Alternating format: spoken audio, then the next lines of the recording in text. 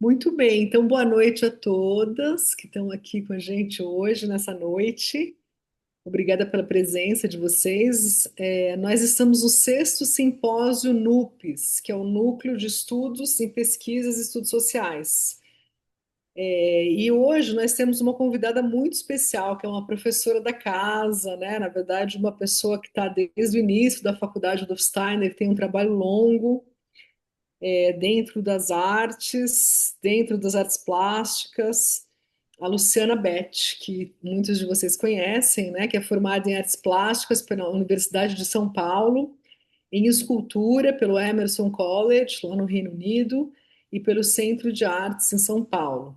A Luciana é também especialista em arte terapia pela Universidade Paulista, e atua já há um bom tempo como professora de artes em vários cursos de formação em pedagogia Waldorf, na faculdade, coordena a pós-graduação em artes, né? E ela está nos cursos de formação desde 90. Então, para a gente é um presente muito grande, né? Poder ter a Lu aqui, compartilhando a abordagem da, da pós em artes para o que nós estamos chamando de pesquisas sociais, né? A gente está aqui para Lu contar um pouco essa experiência de pesquisa e também para abrir um diálogo com todos vocês presentes, para perguntas, para trocas. Então, é um prazer e eu passo então para você, Lu, a palavra. Obrigada, Cris. Então, muito boa noite, muito obrigada. Acho que, não sei se somos só meninas por enquanto, então obrigada a todas pela presença. Se tiver algum problema com a minha voz, se tiver baixo, me avisem e a gente melhora aqui a situação, tá bom? Como a Cris falou, eu preparei uma conversa aqui baseada para mim, a nossa pós em artes da Faculdade Rudolf Steiner é uma grande pesquisa em arte. Uma grande pesquisa em como que a gente entende o que é arte e como é que a gente entende, a partir da arte, como é que a gente chega até o ser humano. Como é que a gente atua como professor e como terapeuta. Então, eu vou fazer um caminho com vocês de ideias que eu acho que são importantes e depois a gente vai fazer alguns exercícios práticos para a gente poder vivenciar no corpo tudo isso que eu falei. Que uma coisa é ficar na cabeça, outra coisa é a gente fazer. Então, eu não sei se vocês se prepararam, material. Seria bom ter papel, um lápis grafite, duas ou três cores de lápis de cor aquarelável e um pincelzinho. Se não tiver pincel, pode ser guspe no dedo também que dá certo, tá bom? Então, só para a gente poder ter alguma coisinha para a gente experimentar, vivenciar o que a gente vai conversar. E como a gente está dentro das áreas visuais, eu vou levar vocês para um PowerPoint, porque é ali que eu me encontro. E ali também eu coloquei as ideias principais, então, como eu sou visual, eu preciso ler, não só escutar. Então, quem for visual também pode se deleitar com as imagens, tá bom?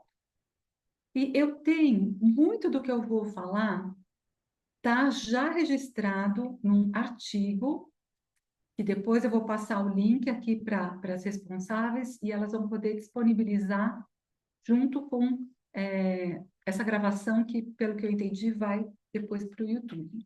Então, vocês vão ter ali a possibilidade de aprofundar nisso que eu vou falar. Está tudo lá nesse artigo. Então, também se der uma certa aflição de que preciso anotar tudo, não precisa. Anotem só as ideias principais e depois vocês vão ter acesso a esse material.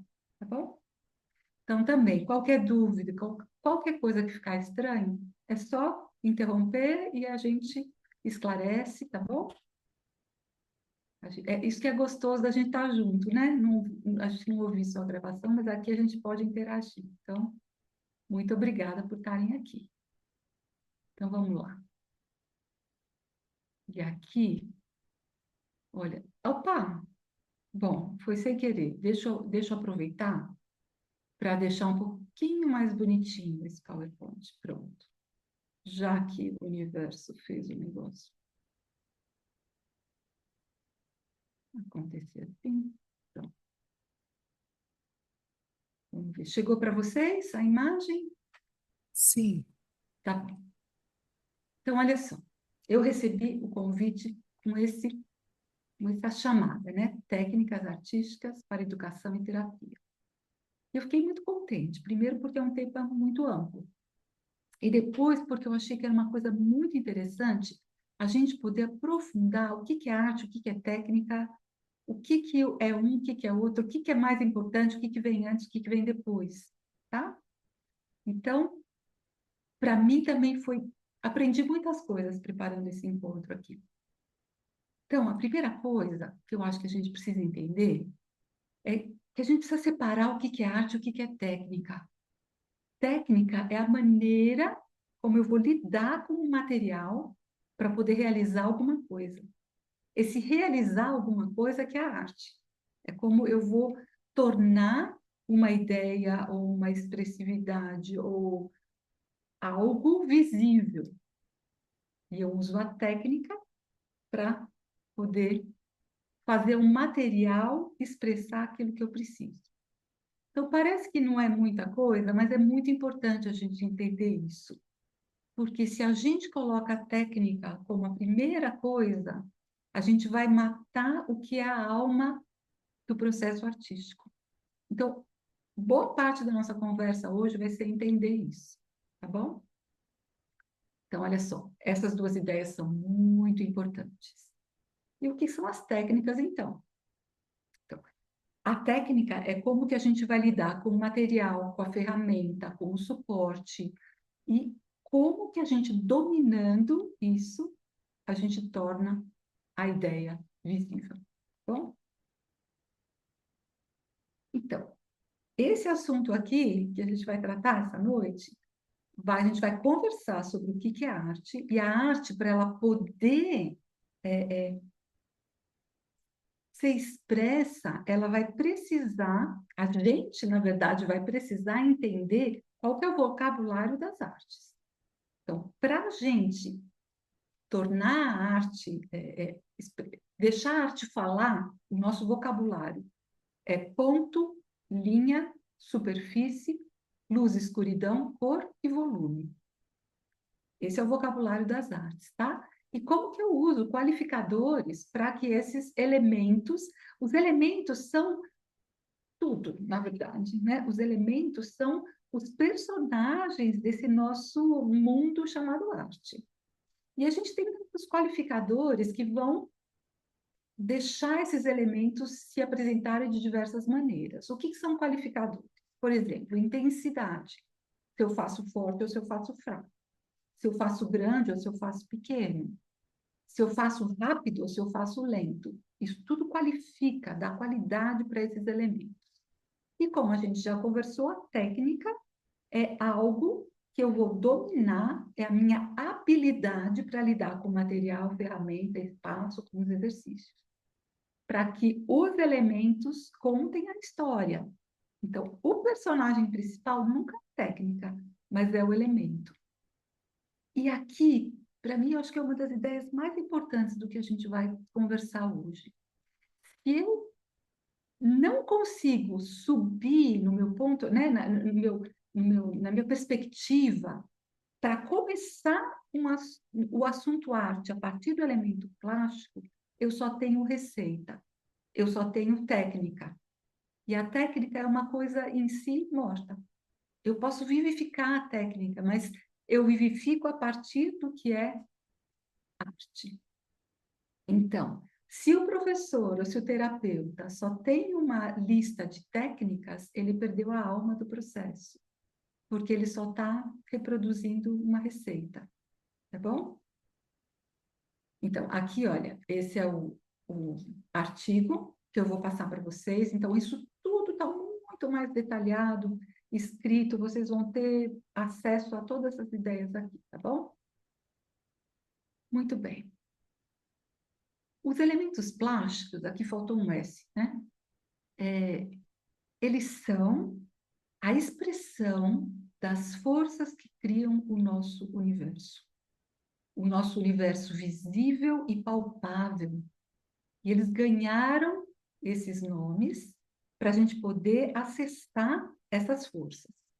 Mas são forças que regem o mundo e que nos criam. Nós também somos formados por esses elementos, tá bom?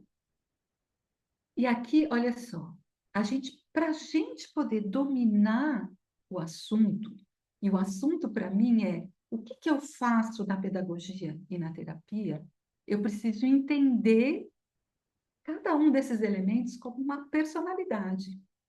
Porque são essas personalidades, essas forças, que estão formando tudo, inclusive o ser humano, na pedagogia, o ser humano em desenvolvimento, o ser humano que está chegando aqui no planeta, e na terapia, o ser humano que precisa se equilibrar, alguma coisa desequilibrou, e se eu aciono essas forças, eu chego num processo curativo. Por isso, eu preciso entender quem são eles. E aqui, de novo, eu vou fazer um resumo, e vocês podem aprofundar depois no texto, tá bom? Aqui, pulei. Ponto. O que é ponto? A gente tem que se perguntar, a primeira coisa, o que é ponto? Que ser é esse? O que ele traz em termos de qualidade? O ponto tem a ver, primeiro, com o eu. É o nosso eu. É aquilo que é indivisível, é aquilo que é a unidade total. A gente poderia pensar, é a divindade também, é aquilo que não tem divisão, é o todo, é o centro, é para onde tudo conflui, é o início de tudo. Esse é o ponto. E se a gente fosse falar um personagem, como que ele seria? Então, esse é um personagem que, quando entra numa festa, todo mundo está olhando para ele. Os olhares vão todos para lá. É alguém que chama atenção, é alguém que é líder, é alguém que tem algo em si muito, muito centrado. Poderia falar egoísta também, pode ser. Esses nossos elementos, esses nossos personagens podem ter todos os tipos de qualidade, tá bom? Então, olha, primeira coisa, ponto é centro, centralidade. É muito ligado ao nosso eu. Olha como é importante já se eu penso em pedagogia e em terapia, tá? Então, se eu preciso acionar essa qualidade do que é cerne, talvez eu precise trabalhar com um ponto. Linha é o ponto que se colocou em movimento. Linha é movimento. Linha igual movimento. Então, se eu preciso, na pedagogia ou na terapia, trabalhar com o que é fluidez, movimento, transição, a linha vai ser um bom aliado para isso, né? Uma boa aliada. Então, é tudo que se torna móvel, dinâmico, e a gente pode imaginar como o gesto de plantas crescendo, esse movimento que as plantas fazem, a gente poderia dizer isso tem a ver com a linha. A linha torna visível os movimentos do mundo, os movimentos visíveis e invisíveis. Olha que coisa bonita que é isso. E a linha é esse contraponto em relação ao ponto. A linha é movimento e o ponto é algo mais estático, porque ele é totalmente absoluto. E olha que lindo agora, se a gente vai para a superfície, porque a superfície também é o contraponto do ponto. O ponto é a coisa mais concentrada possível, a superfície é a coisa mais ampla possível, que abarca tudo, que carrega tudo. Superfície tem a ver com pele, a superfície envolve, ela protege. Superfície é papel, superfície é pano, superfície é mesa, superfície é parede, é chão, tudo que é suporte. Olha que bonito, se eu preciso acionar isso num aluno ou num paciente, né? Eu vou usar essa qualidade da superfície. E a superfície, ela é tão generosa que ela vai permitir que os outros elementos agora se revelem a partir dela. Ponto e linha não existem aqui no planeta Terra. Eles são ideias que não conseguem se manifestar. Porque o ponto é algo que não tem dimensão nenhuma. Então, na hora que eu faço um ponto no papel, eu já criei uma superfície. Eu não criei um ponto. Mas a superfície fala, tudo bem, pode me chamar de ponto. Eu, eu sou tão generosa, eu não me importo. Ou eu tenho tantas qualidades, ponto. Eu me empresto para que você possa se tornar visível aqui. A mesma coisa com a linha. A superfície se empresta para que a linha possa se manifestar. Luz e escuridão precisam de superfície para poder aparecer. Cor também. Sem uma superfície a gente não enxerga. E o volume, o que é o volume? O volume são superfícies que se organizam tridimensionalmente no espaço. Então, superfície está em tudo. Depois a gente vai ter luz e escuridão. Olha só, quando a gente fala luz e escuridão, a gente pode falar igual a polaridade. A gente chega nos extremos agora. Enquanto a gente tinha o centro com o ponto, a gente chega aqui nesse esgarçar da polaridade, um extremo e o outro extremo. E como é que eu trabalho com esses cinzas para poder fluir de um lado para o outro e equilibrar. Então, olha só, se eu preciso equilibrar polaridades, luz e escuridão é um tema maravilhoso. Cor. Cor igual emoção. Então, se eu trabalho com cor, eu acesso esse polo rítmico circulatório aqui do ser humano, nessa área do tórax. É a alma. E se é para a gente chorar, é quando a gente está pintando, ali que as lágrimas vêm, né? Ou então, se a gente está numa sala com tintas coloridas, as pessoas sempre falam, que lindo. Mais difícil alguém falar que lindo quando tem um pedaço de argila em cima da mesa. A cor, ela chama essa nossa admiração por aquilo que é belo, por aquilo que é bonito. A nossa emoção fica acionada. E, olha só, o mundo da publicidade usa isso com toda a consciência possível e seduz a gente através das cores, né? A gente tem depois o volume, e a qualidade do volume é que ele cria um espaço aonde a gente pode vivenciar o que é estar dentro. Então, esse centro, que é o ponto, né? O volume, o espaço, pode criar essa qualidade onde a gente pode sentir o que é estar dentro e, portanto, também o que é estar fora, tá bom? O volume demanda tempo. O volume vai lidar com a matéria, onde tudo é mais lento. Fazer uma linha é rápido. Fazer um objeto demanda tempo. Demanda a ativação dos músculos. Ajuda a gente a encarnar. Olha que importante que é isso. Se eu preciso trabalhar com o processo de encarnação, ajudar o ser que está chegando, ou quem precisa de uma ajuda terapêutica, a estar mais encarnado, eu vou trabalhar com o elemento volume. E depois a gente vai conversar sobre quais são as variedades que a gente tem aí dentro, tá bom? Mas então, quando eu quero trazer algo para a matéria, esse elemento volume vai ser o nosso grande aliado. E eu vou colocar aqui que eu acho que na época em que a gente vive, o trabalho com volume é absolutamente necessário para contrabalançar toda essa parte neurosensorial que está sendo acionada, assim, abusada é a palavra, abusada pelos eletrônicos, por essa vida maluca que a gente leva só aqui na cabeça. Então, para qualquer pessoa que respira aqui no planeta Terra, se a gente quiser ficar menos doente, a gente tem que fazer trabalhos com as mãos para dentro da matéria, para a gente poder criar um contraponto nos nossos membros para tudo que está sendo exigido da nossa cabeça. Então, são esses os 6 elementos das artes plásticas, o nosso vocabulário. E a gente tem depois os qualificadores, são aqueles que vão temperar esses elementos, trazer qualidades diferentes para eles, diferentes expressões. Então, aqui tem um monte de palavrinhas, ó. Textura, intensidade, ritmo, movimento, direção, velocidade, localização do espaço.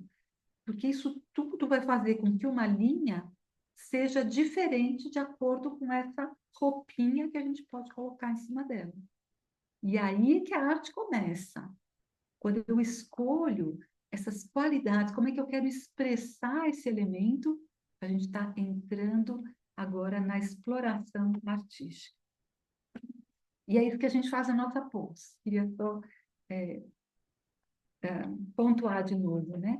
Dentro da pose em artes, a gente está estudando, aprofundando, se tornando familiarizados com todos esses elementos e como que a gente pode expressá-los das maneiras mais diferentes possíveis. Então, a gente começa sempre com um dicionário de como que a gente pode trabalhar com esses elementos e como é que a gente pode expressá-los. Aqui, repetiu esse slide. Então, olha só, a gente precisa agora um pouquinho separar. Às vezes eu acho, Lu, mas você fica pegando esse pelo em ovo, né? Precisa ser tão assim, colocar as coisas em caixinhas tão separadas. Mas eu acho que ajuda, sabe? Ajuda a gente a entender um pouco com o que a gente está lidando. Então, a gente tem a técnica, que é como que a gente vai trabalhar com o material, como é que a gente vai dominar o material. Então, técnica e material é diferente. Às vezes a gente fala, né? A técnica do giz de cera, e aí a gente já junta o que é o material do giz, que é cera. Mas é importante a gente perceber essa diferença. Então, o material é a matéria, a substância física que a gente vai usar para poder permitir que até, né, através do domínio desse material, eu permito que os elementos plásticos possam aparecer, tá bom? E aqui a gente vai ter também qualidades que vão atuar no ser humano de maneira muito diferente.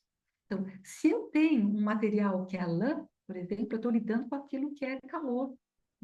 Eu estou lidando com algo que aquece. Se eu estou lidando com a argila, eu estou lidando com algo que esfria. Então, esse material, ele também vai atuar no ser humano de uma maneira muito importante.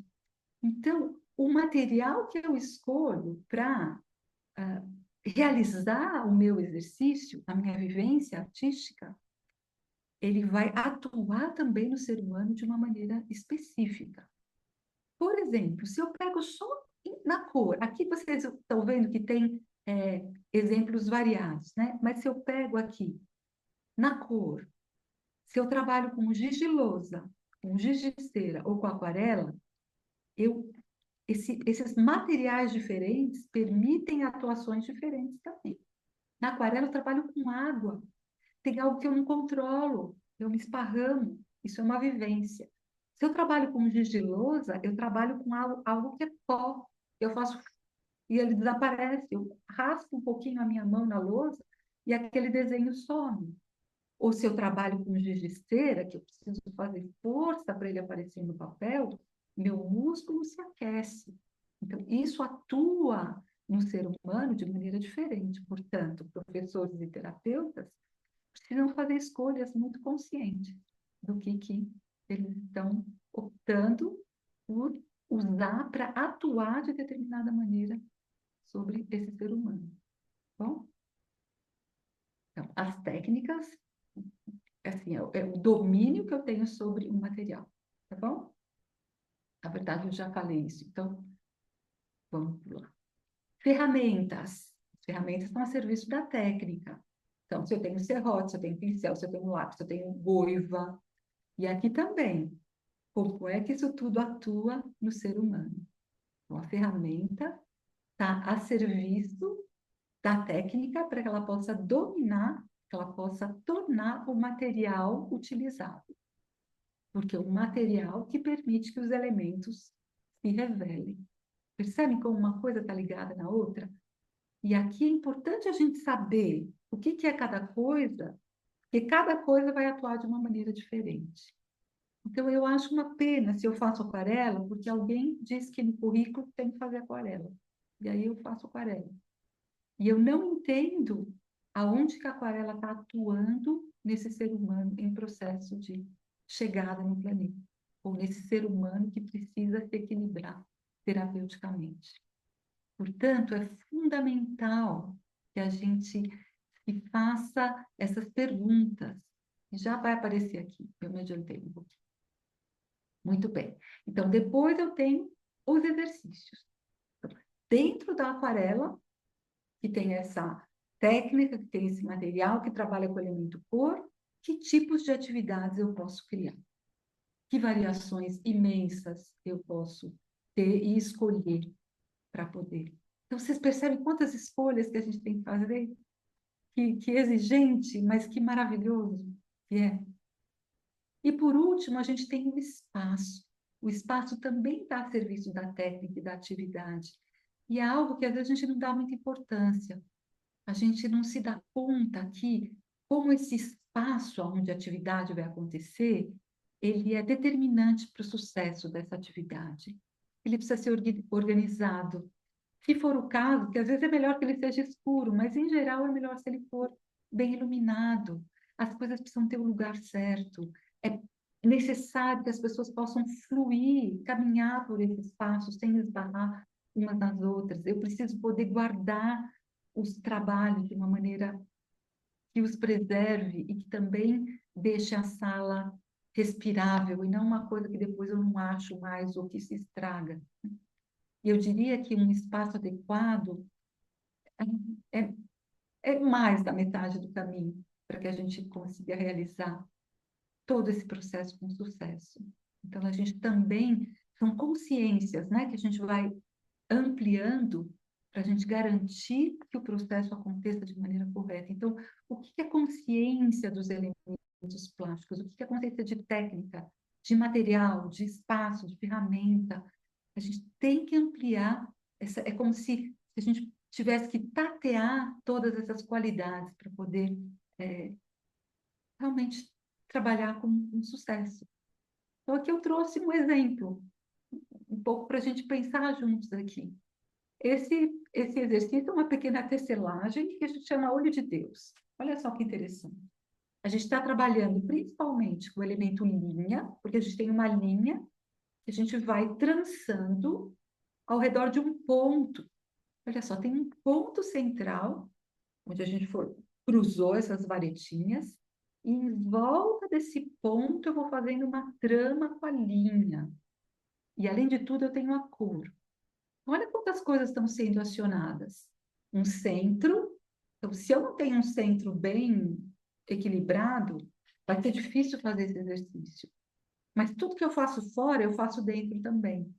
Então, e vice-versa. Se eu tenho um bom centro, eu tenho facilidade para fazer esse exercício. Mas se eu faço exercício, eu também aprumo esse meu centro. Então, olha que bonito que é trabalhar o dentro e o fora aqui. Eu também estou fazendo uma trama, eu também estou trabalhando com movimento. Aqui, no caso, um movimento circular, que é muito diferente do que seria uma tecelagem, onde eu tenho agora a direção esquerda-direita. Porque aqui eu estou lidando, ó, com uma horizontal que vai para lá e para cá. No olho de Deus, eu tenho um movimento circular. Essa trama é circular. A gente está trabalhando com a lã, aí eu entro com calor, seria muito diferente se eu estivesse trabalhando com metal, ou se bem que um cobre seria algo quente também, né? Mas eu poderia estar trabalhando com um fiozinho mais friozinho, algum metal que não esquente tanto quanto a lã. Eu tenho uma madeira que tem essa qualidade mais rígida, é a estrutura, eu tenho uma estrutura aqui que vem da madeira, e a técnica é um tipo de tecelagem. Se eu não levar isso tudo em consideração, eu não sei o que esse exercício está causando naquele ser com o qual eu estou atuando. E eu acho que hoje em dia a gente tem que ter obrigação de saber, porque a gente pode estar apertando o botão errado, né? Eu estou querendo chegar em algum lugar e eu optei por um material que tem a ver com aquilo que eu preciso. Então, a gente tem que aprender a fazer perguntas. E aqui tá, olha só, esse slide aqui. A gente precisa aprender a fazer perguntas. E isso é uma pesquisa, certo? Isso aqui é uma pesquisa. E a nossa pós trabalha com essas perguntas todas. Então, qual a qualidade desse elemento? Então, olha só, vão ser sempre as mesmas perguntas. Onde isso atua? Em que atividade eu posso usar isso? Qual técnica? Né? E a mesma coisa com a técnica. Como atua no ser humano? Né? E aonde atua? Nós vamos conversar. Como e onde? Porque nós também, como ser humano, temos áreas diferentes. Nós temos a nossa cabeça, que é um polo neurosensorial. Como é que eu atuo aqui? Como é que eu atuo no nosso polo rítmico circulatório? Como é que eu atuo no polo dos membros, dos órgãos, que tem a ver com o metabólico, motor? Eu preciso estar sempre me perguntando isso. O que eu estou ativando com esse elemento, ou com essa técnica, ou com esse material, ou com essa ferramenta, e com esse espaço? Eu posso trabalhar num espaço interno, eu posso trabalhar num espaço externo, eu posso estar numa floresta, eu posso estar numa sala de aula, eu posso estar num buraco. O que esse espaço causa? E é quando eu conseguir fazer as perguntas corretas e achar respostas, é que eu vou realmente estar dominando a minha atividade. Então, olha só, eu queria mostrar aqui para vocês, para a gente poder agora começar a pensar um pouquinho como é que isso tudo aqui, eu estou com um negocinho bem aqui em cima, está cobrindo, sabe? Tem um negocinho do Zoom cobrindo aqui a minha imagem. Então, vamos ver se eu consigo falar aqui para você. Então, olha só. Como eu já disse, nós temos um polo neurosensorial, o polo da cabeça, que pensa que é acordado. A gente tem um polo rítmico, que vai estar pulsando entre acordar e adormecer, tem a ver com a área do sonho, com a área dos sentimentos e das emoções. E a gente tem um polo metabólico, que tem a ver com o querer, tem a ver com o agir, com a ação ligado aos nossos membros e aos nossos órgãos. Então, quando eu estou trabalhando com o elemento linha, o desenho de formas é uma exceção, tá? O desenho de formas, ele é harmônico, por isso que ele é uma ferramenta maravilhosa, porque ele harmoniza esses três polos. Mas a linha em si, ela trabalha com o polo neurosensorial. Então, quando eu estou fazendo um desenho de observação, eu estou principalmente acionando a minha cabeça. Quando eu vou trabalhar agora com madeira, e a minha goiva, e eu estou lá martelando para tirar um pedaço, uma lasca de algo que é duro, eu estou acionando o meu polo metabólico. E normalmente o nosso corpo esquenta. Quando a gente fica. Olha que interessante, eu queria tanto que depois isso virasse vivência para vocês. Estava sendo uma hora sentados, só trabalhando com a linha, ou mesmo escrevendo. Escrever também é um. A gente fica com frio. Hoje eu estava preparando um monte de coisa que tinha que escrever e lidar com a cabeça. Eu precisei depois sair para caminhar porque eu estava congelando.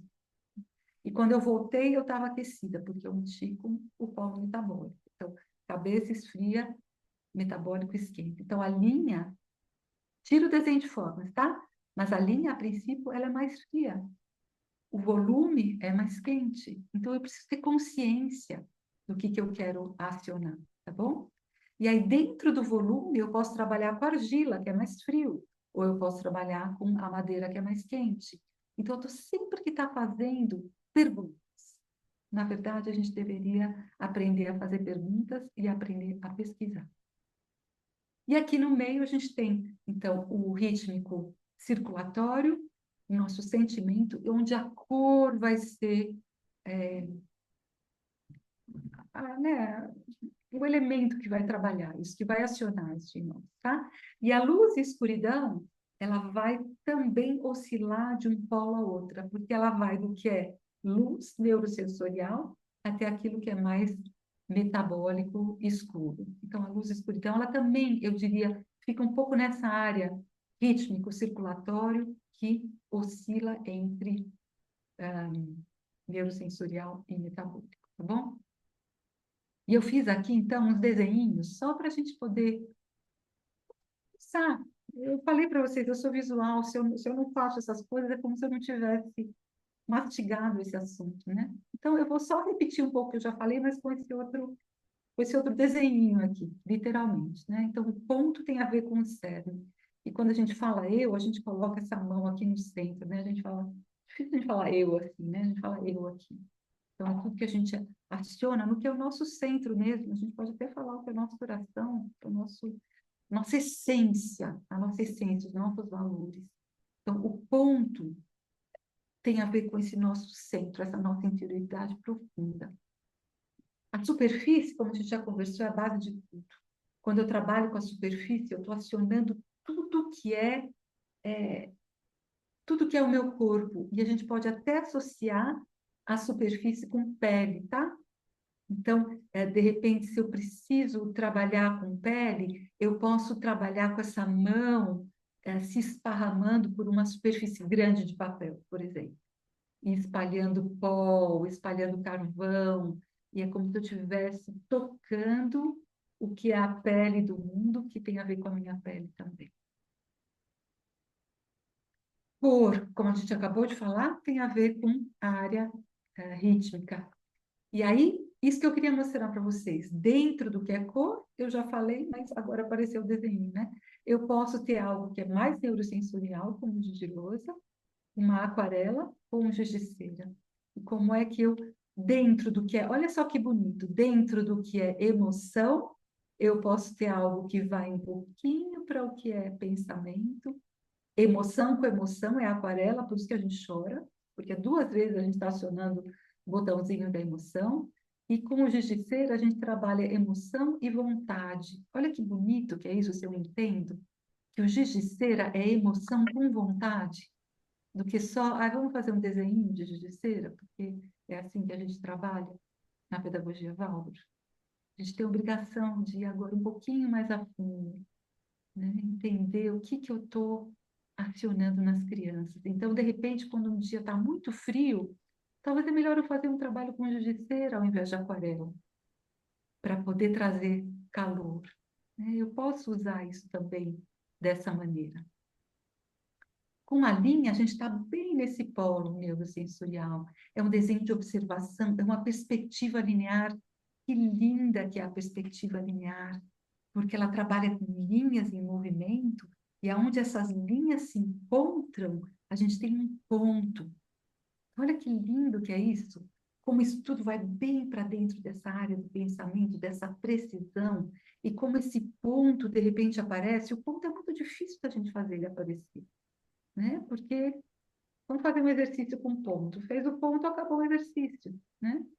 Mas na perspectiva linear, a gente está o tempo todo criando pontos. Na geometria também, a linha em conversa com o ponto. E como tudo dança, como tudo se movimenta, como tudo vai se tornando visível. O desenho de observação, que é um julgamento. Olha que bonito se a gente entende que quando eu desenho, eu julgo. Eu julgo se a distância entre o nariz e a orelha é grande ou é pequena, se ela está correta ou se está errado, como eu fiz. Desenhar é aprender a olhar e aprender a julgar. Isso tudo tem a ver com o polo neurosensorial. E aqui eu tenho a luz e escuridão. Então, eu posso trabalhar com essa polaridade entre consciência, vigília e adormecer e para o inconsciente. É equilibrar polaridades. E eu posso ter essas técnicas e esses materiais para poder fazer isso. No volume, como a gente já conversou, a gente vai estar trabalhando com tudo que tem a ver com o metabólico motor. Mas olha que bonito! Dentro do que é volume metabólico motor, eu posso ter algo que ganha uma qualidade diferente, porque eu posso trabalhar com materiais diferentes. Não sei se alguém quer perguntar alguma coisa. Acho que não, né? Então, olha só, eu tenho vários tipos de materiais. Os mais clássicos aqui, a gente tem argila, a gente tem madeira, a gente tem metal, a gente tem pedra. A gente bater numa pedra aciona a nossa vontade de uma maneira muito diferente do que é modelar argila. A argila, ela se molda, ela se entrega, ela é maleável. Então, o que que é? Talvez a gente entra mais nesse sentimento com a argila, eu aperto, ela responde, a gente vai trabalhando nessa conversa. A pedra, eu bato e a pedra bate de volta. Então, tem algo que é muito mais forte, muito mais no osso, né? Poderia dizer, a pedra é o osso da Terra, do planeta. Bonito que é isso, né? A argila é esse material tão fininho dessa pedra que foi dissolvendo e foi sendo levada para o fundo dos lagos e depois se tornou partículas que deslizam umas sobre as outras. Olha que lindo se a gente conhece esse nosso material. E aí eu vou escolher de acordo. Eu preciso que esse jovem, olha só que bonito se eu penso no ensino médio, um jovem que tem que bater numa pedra e a pedra bater de volta e mostrar, olha, tudo que você faz tem uma contra força. Olha que bonito que é isso. Do que só eu olhar, no livro tal diz que eu tenho que fazer pedra no 12º ano. E aqui é uma coisa importante também. Dentro do que é volume, a gente pode ter essas duas grandes áreas maravilhosas. Artes aplicadas, onde a gente vai trabalhar, então, com é, essas matérias bem terrenas que vão criar utilitários, por isso que é arte aplicada a uma utilidade. Então, eu vou fazer tigelas, vasos, vou fazer joias, né? Ou eu posso ter, dentro do volume, a parte das artes, onde eu vou fazer, então, uma escultura, vou fazer um corpo humano, vou fazer um animal. E a gente tem os trabalhos manuais, que são em linhas. Olha só que... eu sou tão apaixonada por isso. Olha só que lindo a gente entender que o trabalho manual é a linha que se tornou volume e que vai criar... Né? A linha virou matéria, aquela linha do desenho virou matéria, ela virou volume. E agora eu posso criar superfícies com essa linha. Então, vou fazer um tear, vou fazer um tricô, vou fazer um crochê. E essa superfície depois vira um volume, isso virou um casaco, isso virou uma blusa, isso virou uma calça, isso virou um cesto, de repente, uma sacola. Olha que lindo se a gente entende isso. Como é que um elemento se metamorfoseia no outro. E sempre essa pergunta, o que que isso causa em mim? E o que que isso causa no meu aluno ou no meu paciente? Então, aqui, olha, é mais um pouco do mesmo, e que eu vou tentando olhar de várias maneiras diferentes. Esse é um slide mais antigo que eu tenho, e a hora que eu coloquei aqui, eu falei, eu já fui para frente, isso daqui não estou satisfeita com isso, né? Porque está meio confuso o que que é material, o que que é técnica, e aí eu fiz desse outro jeitinho, então. Com a luz e escuridão, quais são as técnicas que eu tenho? Eu posso ter achura, eu posso ter gravura em metal, eu posso ter desenho, eu posso ter colagem, posso ter estilogravura. Tem várias técnicas que eu posso usar para, através desses materiais, carvão, nanquim, cera, pigmento, óleo, eu posso expressar a qualidade do claro e escuro da luz e escuridão, para mostrar modelagem de um volume naquilo que é bidimensional. Quando eu trabalho transição de claro e escuro, eu dou a sensação de volume naquilo que é bidimensional. Eu dou a sensação de profundidade, eu faço sombreamentos, trabalho com contrastes. Essas são as qualidades do claro e escuro. Então, eu tenho uma técnica que me permite trabalhar com esses materiais para poder expressar as qualidades dos elementos. E é aqui que eu faço arte, é aqui, ó, quando eu estou expressando essas qualidades. Então, a técnica e o material estão a serviço da minha expressão artística. A mesma coisa com a cor. Eu tenho várias técnicas, a técnica da aquarela, do pastel, do giz de cera, da serigrafia, da pintura a óleo. Essas técnicas me ajudam a dominar a maneira como eu trabalho o material, pigmento, óleo, cera, água, para que eu possa expressar as qualidades das cores. Porque tudo isso atua. A técnica atua, o material atua e o elemento atua. Então, com as cores, eu quero expressar as relações cromáticas, as harmonias de cores, cores complementares, perspectiva de cores. Esse é o assunto cor. E essas qualidades básicas depois me levam a conseguir trabalhar com uma figuração. Então, como é que eu faço um ser humano com luz e escuridão? Ou um ser humano, como é que eu represento isso através das cores? A mesma coisa aqui. Então, como é que... Peraí, tem um negócio aqui na frente. Então, como é que a técnica do desenho, da perspectiva linear, das gravuras, dentro do elemento linha, me ajudam a trabalhar com os materiais grafite, nanquim, carvão, tinta, para poder expressar o que é qualidade da linha. A mesma coisa com volume, para a gente poder também chegar a poder trabalhar com as qualidades desse elemento, tá bom? Então, aqui, olha, só para terminar, antes da gente fazer pequenas vivenciazinhas aqui, eu vou mostrar slides que provavelmente vocês já conhecem, mas só para a gente poder ver agora esses elementos todos, né? Então, cor. O que que a cor causa em mim a hora que eu vejo esse mundo colorido? Aqui é tinta que a gente compra, isso é tinta que a gente pode fazer com flores. Olha que bonito que é isso. Como é que eu posso expressar qualidades das cores? Um azul que abraça, um amarelo que irradia, um vermelho que é forte, que é ousado e corajoso. Como é que eu uso as cores, então, para poder representar uma figuração? Como é que a cor vira um objeto?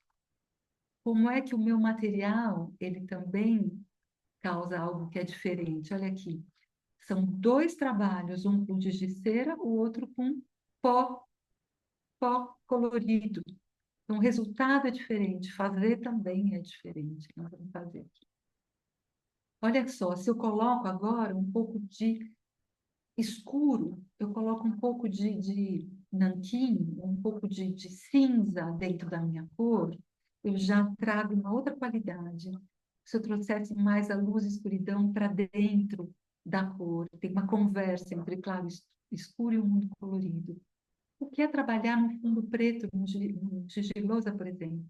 Quando eu uso a técnica tão comum nas nossas escolas de pintar ou desenhar na lousa. O que que é ter uma superfície escura e colocando cor, cor que é pó, cor que e a coisa desaparece.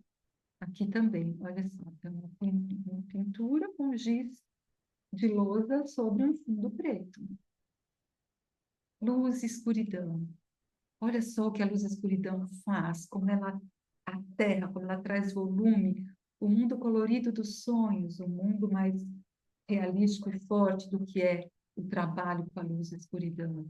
O que é vivenciar o claro e escuro e as suas polaridades, né? Como é que eu trabalho, mostro isso com diferentes técnicas e exercícios? Como é que eu vou chegando para dentro do que é a figuração de uma maneira mais solta e depois de uma maneira muito neurosensorial, onde eu tenho que medir, julgar para poder dar essa sensação de realidade. Como é que eu estudo a lei da projeção de sombras, que é uma coisa maravilhosa. Olha que lindo que é o desenho. Hoje eu estava andando na rua, tinha uma criança que parou e estava olhando a sombra dela projetada no chão, junto com a da mãe. Como a sombra da mãe era grande, a sombra dela era pequena. Então, esse mundo maravilhoso da projeção de sombras e como, olha que incrível, se eu domino isso aqui é bidimensional, mas eu tenho a sensação que eu posso pegar, porque eu modelei com luz e escuridão e trouxe volume. Imagina que todo o nosso currículo, Waldorf, é formado com essa sabedoria, porque isso que eu mostrei para vocês, na verdade, está escondido dentro do nosso currículo. O Steiner colocou de maneira muito sábia em que momento antropológico eu trago um exercício, um elemento, uma técnica, um material. A gente é que tem que decodificar agora isso e entender o que ele estava pedindo para a gente fazer. E não só a gente ficar repetindo receita, né? Então, aqui, olha, os nossos artistas do Renascimento, que lindo que eles fizeram com esse trabalho da modelagem com luz e escuridão. A gente admira até hoje. Então, eu posso ter aqui transições e aqui eu tenho contrastes, cores, né? Superfícies chapadas de branco e preto. Eu faço uma redução de contraste. Olha que diferente como isso atua. Aqui eu tenho essa mágica, né, de trabalhar a transição, é algo muito sutil que vai no degradê, passando do muito escuro para o muito claro. Aqui eu tenho, pá, um contraste forte. O que que isso causa na minha alma? O Steiner, por exemplo, indica, façam isso no 9º ano, que é a hora que a gente precisa trazer uma certa consistência dentro dessa astralidade toda que nasce ali por volta dos 14 anos. Então, ele usa isso aqui, ele usa a luz e a escuridão como um remedinho nesse momento antropológico. É lindo. Ou a linha, como é que eu posso entender a linha como um elemento expressivo? Ou a linha que pode virar um alfabeto e virar uma escrita? A nossa escrita é um desenho, criar letras é uma pesquisa artística. Como é que eu posso escrever e desenhar ao mesmo tempo? Ou dentro do desenho de formas, como que eu entendo o que que é reta, o que que é curva, o que que é ocupação espacial? Aberto. É? Você quer Acho que desligar? não é comigo. Tem alguém com o microfone aberto. Então, aqui a gente tem esses desenhos de formas que estão mostrando a estrutura do mundo. Olha que lindo que é isso. É outra hora que eu... Olha só que se a gente abre uma mão e olha, tem uma geometria lá dentro. Aqui a gente tem um pentágono, lá dentro a gente tem uma estrela. Então, são essas forças geométricas, forças formativas, que atuam na matéria e trazem essas formas. E dentro do desenho de formas é como se a gente entrasse em contato com essas forças criadoras do universo. Olha que potente que é isso. Isso a linha traz para nós, estrutura. Olha aqui que lindo essa estrelinha aqui dentro de uma mão.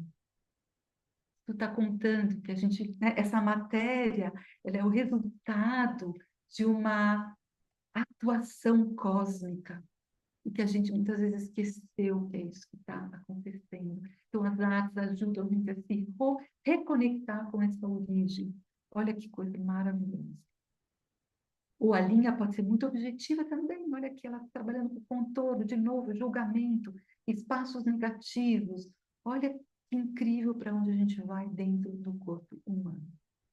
Ou desenhos muito expressivos e soltos aqui.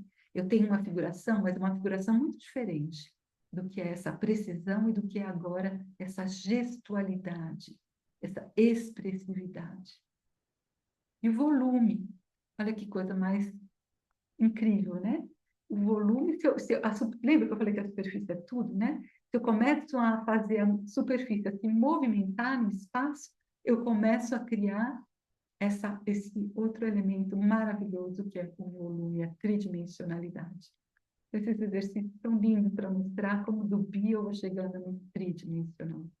E aí a gente tem essas expressões maravilhosas, desde utilitárias, então a gente tem artes aplicadas, ou eu tenho uma expressão mais artística, a gente está dentro do âmbito das artes, né? Então, figura humana ou figura animal.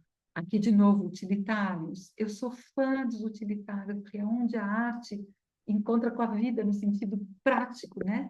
E eu acho que é lindo para os jovens poderem fazer objetos que servem à família, por exemplo, uma cumbuca, uma colher. Não é lindo um jovem poder fazer algo que vai ser útil para outro? Tem uma coisa social maravilhosa aqui. Aqui também, uma pedra-sabão. E trabalhos manuais, que eu também comentei com você, então, com vocês. A linha que vai virando superfície e que vai virando volume.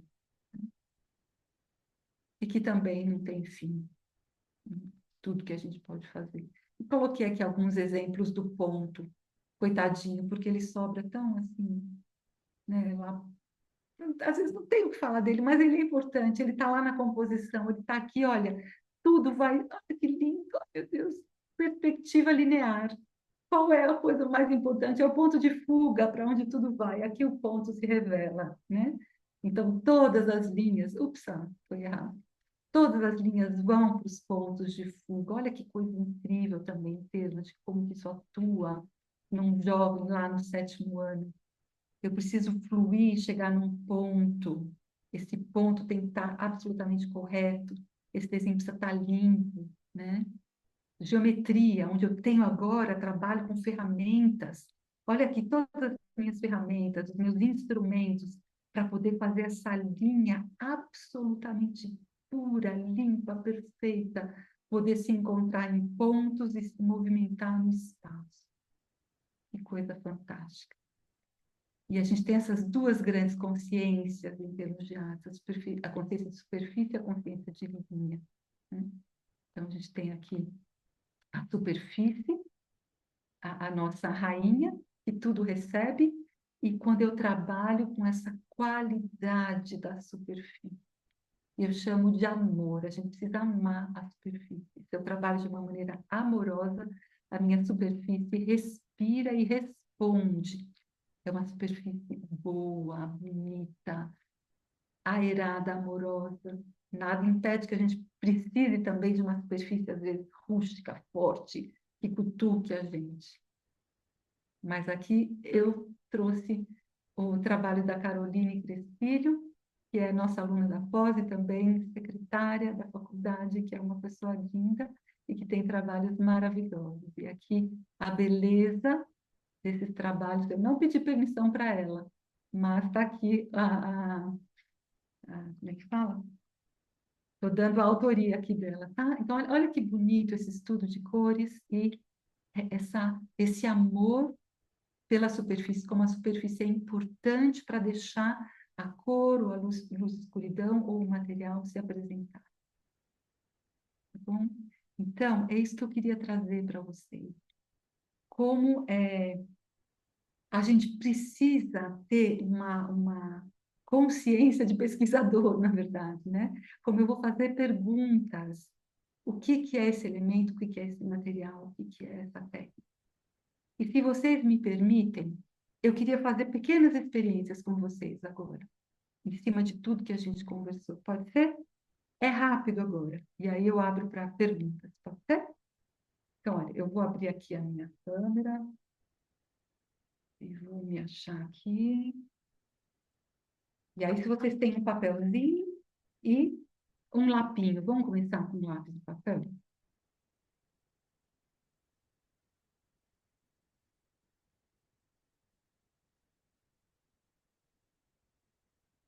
Então, a primeira coisa que a gente vai fazer é colocar um ponto. Vocês estão prontos? Podemos ir? Sim? Tá. Então, olha só. Nós vamos colocar um ponto aqui, tá? Colocar o ponto é fácil, né? Tá. Agora a gente vai desenhar um círculo em volta desse ponto. O importante não é o desenho em si, tá? É o que vocês vão sentir a hora que vocês vão fazer. Então, nós vamos desenhar um círculo. O que está exigindo isso aqui de vocês? Pode passar várias vezes por cima, tá? E tentem perceber o que é que isso causou. É isso que a gente tem que se perguntar. É isso que a gente tem que aprender a perceber. E olha, ai, que bom que eu vou falar isso. O mais importante disso tudo que eu falei é como é que eu percebo depois em mim isso. Porque só se eu perceber em mim é que eu consigo depois entender como vai atuar no outro, tá? Então, isso é uma prática também. Então, agora nós vamos fazer o círculo. Nós vamos agora para a periferia. Nós vamos para a superfície. E agora a gente vai achar o ponto aqui dentro. O que isso causou em mim?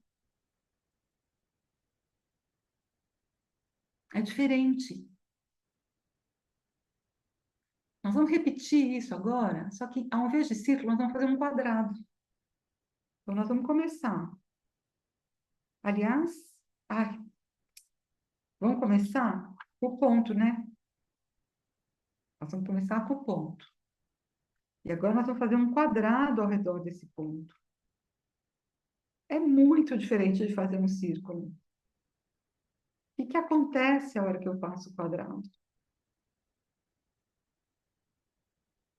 Agora eu vou fazer o quadrado.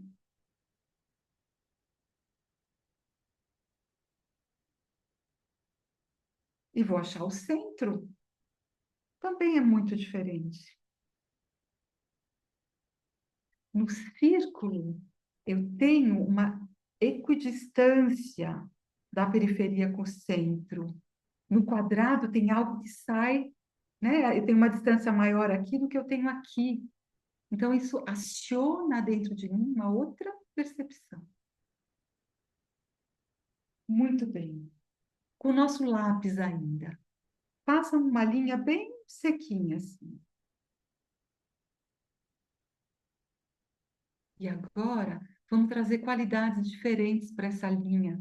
Vocês podem até deitar um pouco o lápis. Ó, em vez de usar o lápis assim, como a gente escreve, deita um pouquinho o lápis e trabalhem com ele forte e fraco, tocando mais o papel. Gira o lápis. Experimenta. Olha que linha tão diferente que é essa. O que criou dentro de mim? Fazer uma linha sequinha ou fazer uma linha fluida?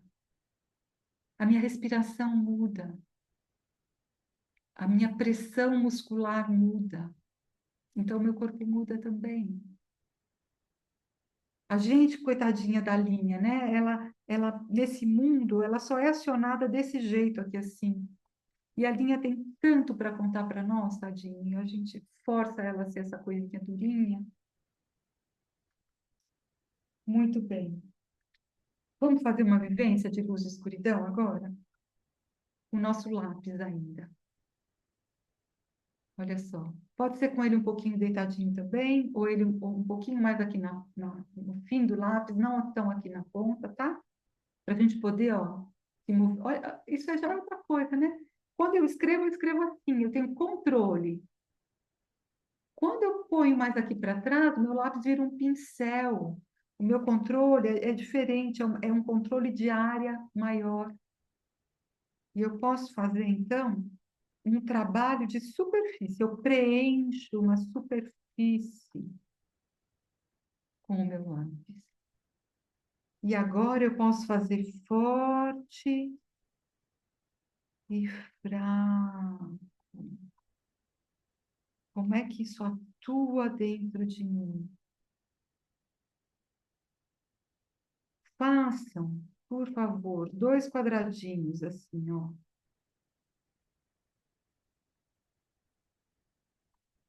E no primeiro quadradinho a gente vai fazer forte o tempo todo. Sintam o que é fazer forte o tempo todo.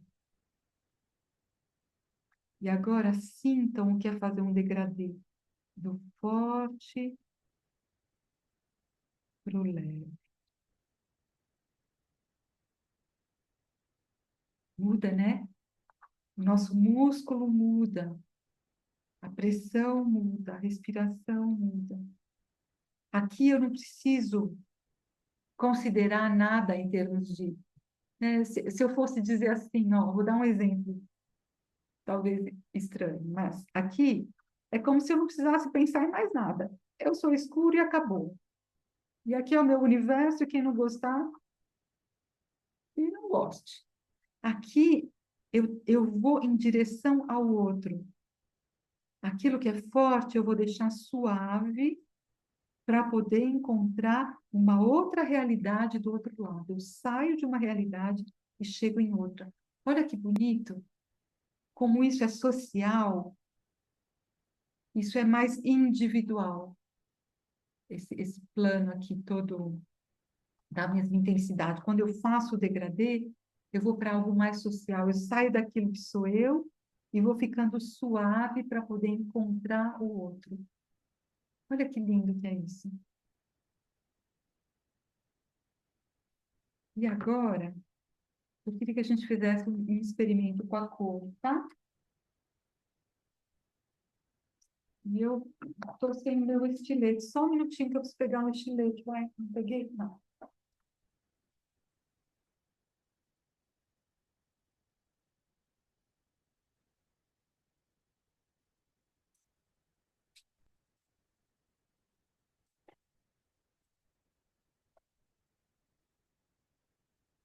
Então, olha só. Eu posso trabalhar com a cor dessa mesma maneira como eu fiz com o grafite, tá bom? Os dois são lápis, só que agora eu tenho um lápis colorido. Então, a gente pode fazer só aqui, olha, uma superfície uniforme forte, só que agora colorida. Eu posso fazer também essa brincadeira do degradê, de que eu consigo sair de mim, do que é a minha posição, e ir em direção ao outro. Eu diria que o degradê é a primeira habilidade que a gente precisa ter dentro do que é o universo da superfície. Mas olha que legal também, se eu pego agora um estilete ou uma faquinha, e eu dou uma raspadinha aqui no meu lápis e crio um pozinho, e agora eu passo meu dedo, é uma outra sensação completamente diferente. Eu tenho, né, a mesma ferramenta que é o meu lápis aqui, mas eu tenho duas técnicas diferentes. Quando eu uso esse lápis como um elemento terra, aqui como se fosse um elemento ar, e agora, olha só, se eu coloco aqui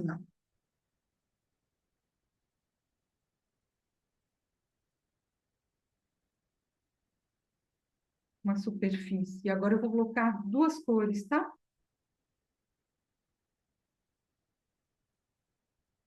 Um pedacinho de sobreposição entre elas. E agora eu venho com o meu pincelzinho e um pouquinho de água, e se esse lápis é um lápis aquarelado, eu entro num outro universo, o universo da água. Então, essas técnicas mexem com a gente de maneira diferente. Então, olha que lindo como eu posso ter aqui, olha, terra, né? Em termos de qualidade dos quatro elementos, ar e água. Tudo aqui é material de pesquisa, né? E, para mim, quando a gente é professor, quando a gente é terapeuta, a pergunta tem que ser: o que que isso está causando no ser humano com o qual eu estou trabalhando? O que que eu quero atingir? E, portanto, que técnica, que elemento, que material eu vou usar? Então, isso que a gente fez agora aqui, tão rapidinho, se depois vocês fazem mais uma vez com calma, daqui, por exemplo, a 2, 3 dias, deixa isso aqui dormir e repete. Eu sei que é difícil, que isso vai cair num buraquinho e vai sumir, mas se alguém tiver essa disciplina de lembrar, e vocês viram, demora, sei lá, 5 minutos, e vocês vão fazer em silêncio, depois que isso dormiu dentro de vocês, prestem atenção no que é que isso causa em vocês. Porque, como eu já disse, a hora que vocês percebem que isso causa em vocês, é que vocês se tornam donos e donas do processo e como é que eu posso atuar no outro, que se entrega para mim. É tão bonito isso, né? Quando eu trabalho com o ser humano, ele se entrega para que eu possa atuar, e é melhor eu atuar de uma maneira boa, né? Para fazer jus a essa confiança. Então, é isso que eu queria trazer para vocês. É que a grande linha, eu diria, de pesquisa dentro da nossa pós em artes é trabalhar ganhando consciência sobre isso tudo.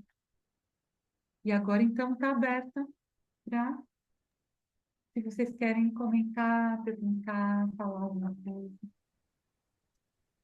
Muito bom, Lu. Linda essa, essa concatenação, né, de como é que a arte e o processo criativo vão se concatenando mesmo, né? Desde o que você traz como elementos básicos até ferramentas, como é que cada parte dessa. E por fim, você trabalha esse final, né? Você propõe muito do que o Walter Benjamin, por exemplo, propõe como a necessidade de vivenciar para poder dizer sobre aquilo. Então, a pesquisa como caminho de experimentação, né? E aí eu fiquei pensando que talvez, né?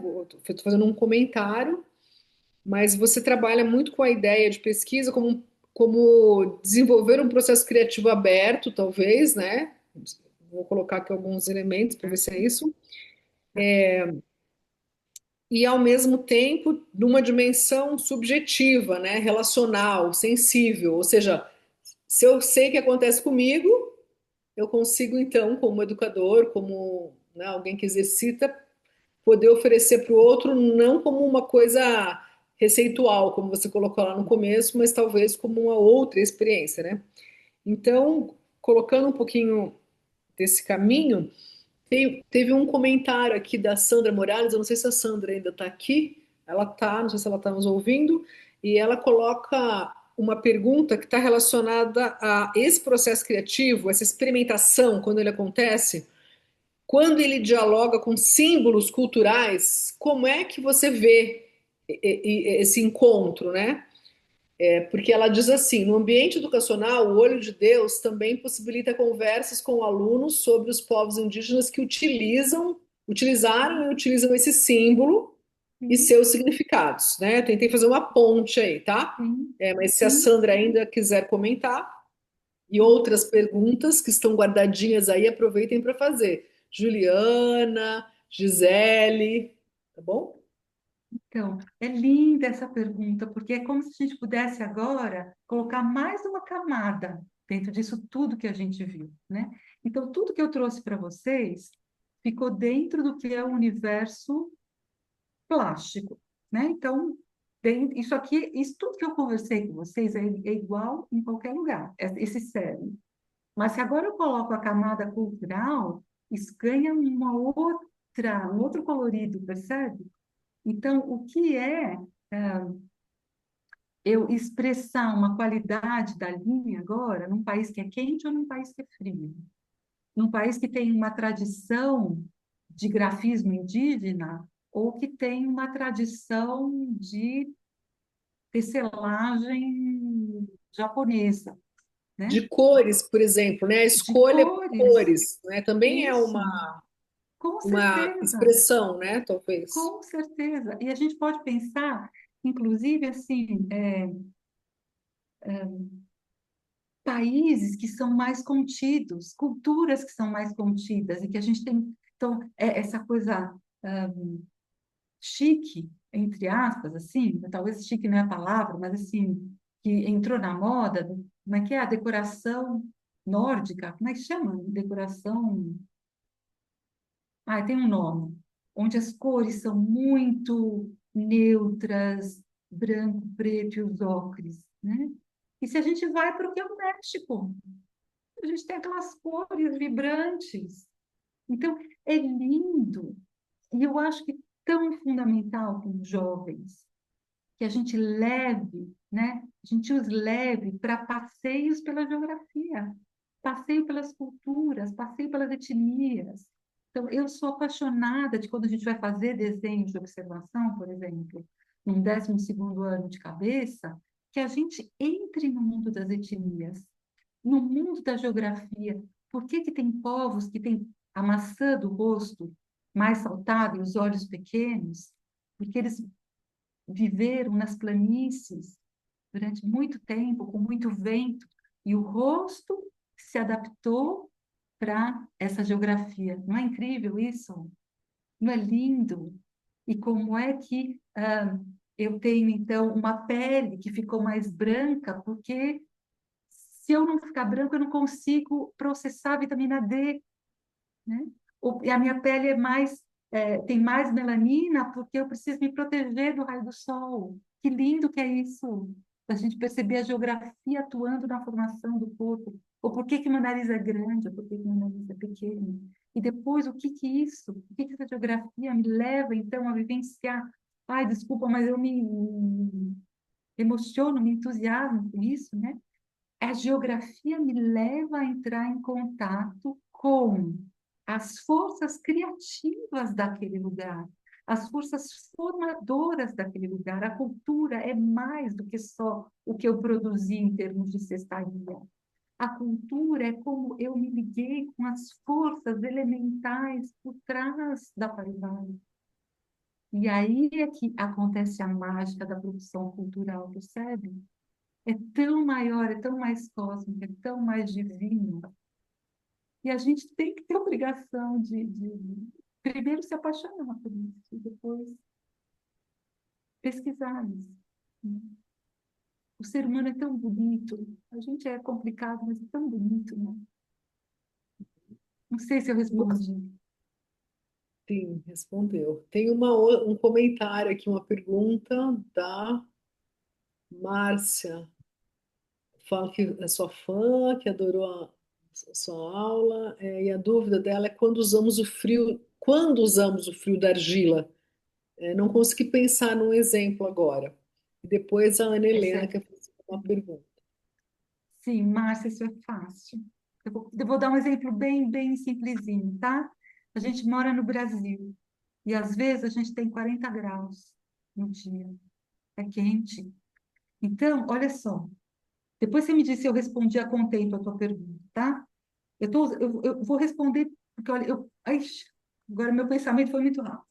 Eu posso usar o quente e frio pensando em polo neurosensorial e polo metabólico, tá bom? Então, eu posso estar usando a argila, que dentro do que é metabólico provoca calor, mas ao mesmo tempo ela tem algo que é o frio dela mesmo, né?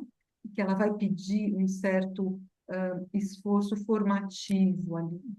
Então, isso eu, dentro do que é um polo metabólico, como se eu trouxesse um pouquinho do neurosensorial, a hora que eu trabalho com a argila. Mas eu posso trabalhar, pensar de uma maneira muito simples. O dia está quente. Eu quero fazer uma atividade no jardim da infância com argila que fala que é proibido, que não é proibido, gente, pelo amor de Deus, tá? Nós estamos no Brasil, um país que faz calor, onde a gente está o tempo todo para fora, e eu posso usar a argila como um concentrador e algo que refresca. A argila refresca também. Então, vem essa da Alemanha, essa conselho, não se trabalha com argila, com a criança do primeiro setênio, porque lá é um frio desgraçado. Lá realmente pode puxar calor demais. Mas aqui a gente precisa puxar um pouquinho de calor, tem calor em extremo. Então, dá para pensar desse jeito também. E olha, se a gente consegue estar se fazendo essas perguntas, a gente também pode perceber, olha, essa indicação que veio da Alemanha não serve para nós, porque tem a ver com a cultura alemã, da geografia alemã, do clima alemão. O nosso clima aqui é outro, o nosso povo é outro, a nossa necessidade é outra. Eu acho que as nossas crianças precisam. Claro que você não vai dar um tijolo de argila, você dá uma bolinha e amassa e brinca e refresca, assim como brinca com água e areia. Márcia, atendi a tua pergunta. Ana Helena. Oi, Lu.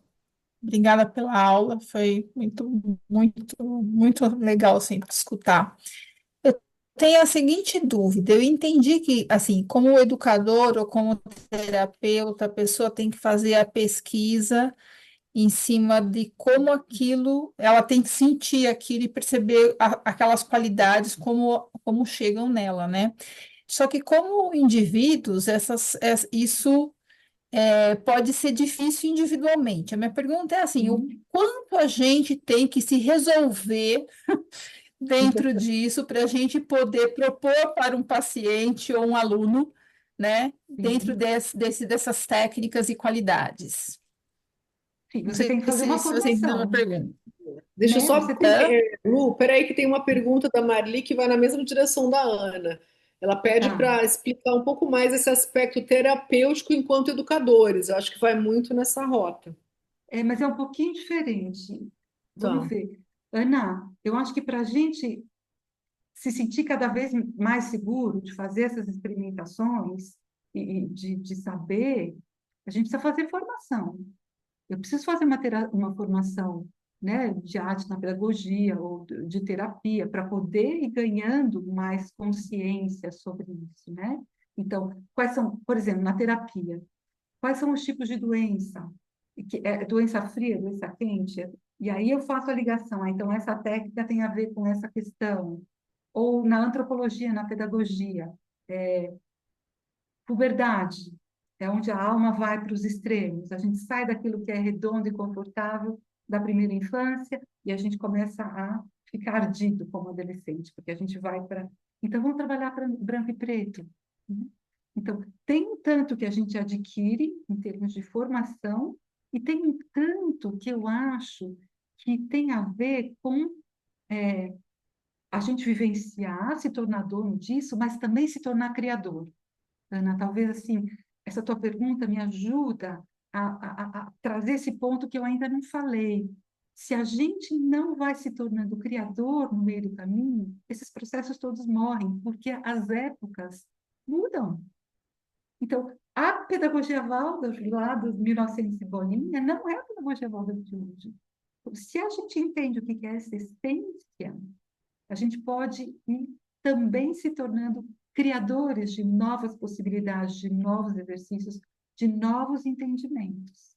Então, tem aquilo que é dado para nós na formação, no que é tradição, e a hora que eu me aproprio disso, eu me torno um co-criador e levo esse processo para o futuro. Será que eu respondi a tua pergunta? Tá. Marlizinha, como que era a pergunta mesmo? A pergunta dela é falar um pouco mais desse aspecto terapêutico como educadores. Como educadores. Pois é. Tem essa frase maravilhosa, né? Que a pedagogia é a terapia antes, né? É um processo que evita o adoecimento. E a terapia é a pedagogia depois. Então, eu vou educar depois que ficou doente. Então, eu vejo isso tudo como misturado. Eu não consigo separar, na verdade, uma pedagogia do que é uma terapia. Se eu faço uma pedagogia bem feita, eu estou fazendo um processo preventivo terapêutico. E uma vez que eu entendi, como professor, tudo isso que eu falei hoje, eu já sou um terapeuta também. Talvez depois eu precise estudar melhor o que é cada doença, o que é, né? Como fala, histeria, isso, aquilo, o que é um câncer, o que é uma inflamação, o que é. Mas se eu entendi o processo, eu já sou terapeuta também. Porque não tem como eu ser professor e não estar lidando com cura e prevenção, né? Respondi, Marli? Te atendi? Tá bom.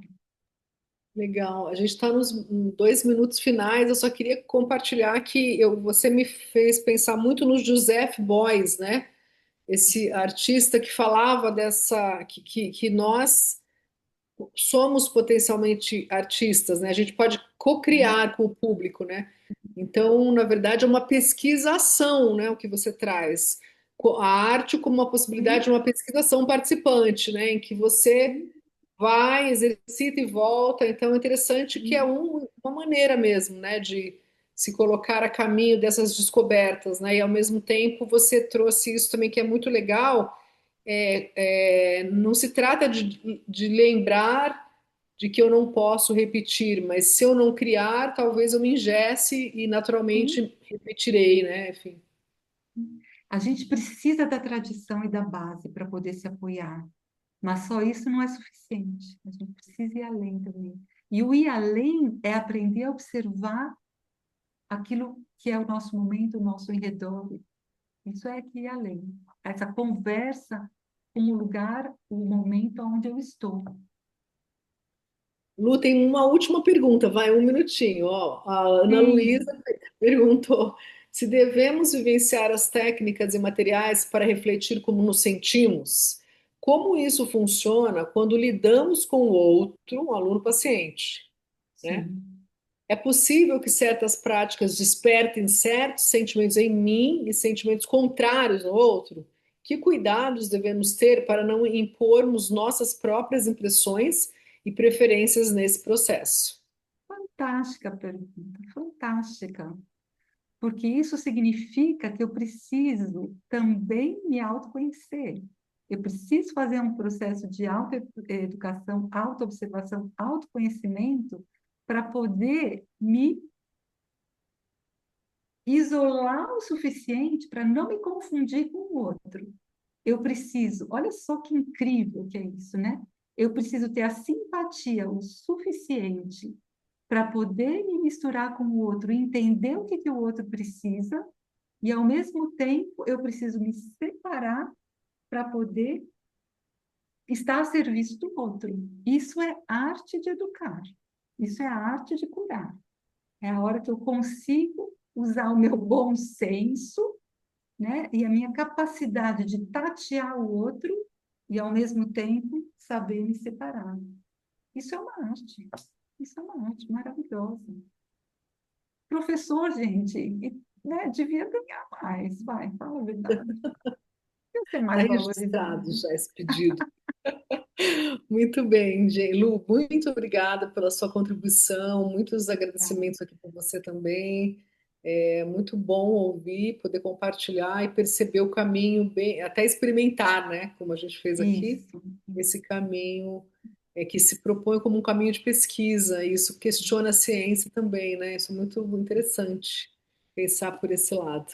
Então, eu queria te agradecer aqui, em nome da Experimentem. faculdade, em nome do NUPES e Muito obrigada. dá-la para outras vindas. Você tem uma pesquisa bem legal também, num outro Isso, tema específico, né? A gente vai te chamar de novo para isso. falar desse tema, né, Maraísa? E aí pode ser, viu, Cris, que Uhum. depois dessa apresentação falar de uma técnica específica É, faça um sentido muito legal, tá bom? legal, perfeito. Fez um chãozinho, né? Isso, Muito exatamente. bom.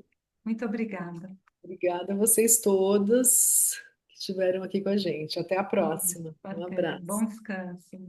Obrigada. Tchau, obrigada. Obrigada.